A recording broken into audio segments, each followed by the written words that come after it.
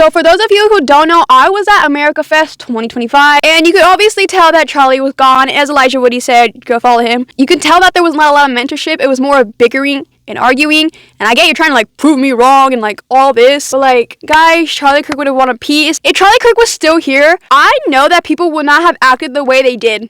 It just makes me so mad because they were literally saying Hail Mary and praying to Mary on stage. And I get that Gen Z already knows who Charlie Kirk was and what Charlie Kirk did and how Charlie Kirk was an evangelical. There was so much Catholicism at America Fest, and it actually makes me so mad. And I understand free speech, that's what Charlie Kirk stood for. He stood for the Constitution, he stood for all that.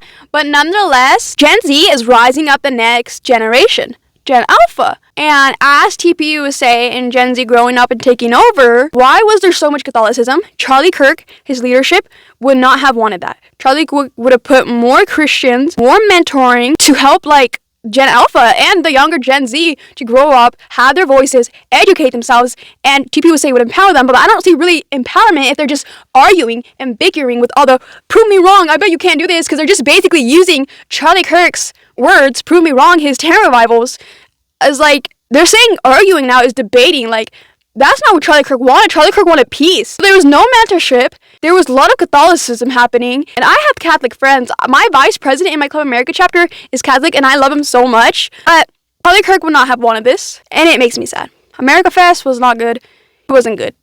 No.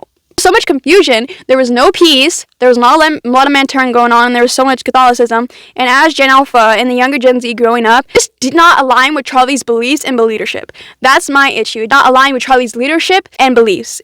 It did not. If Charlie Kirk was still here, people would not have said what they said. That's all I gotta say. Peace out and pray for America.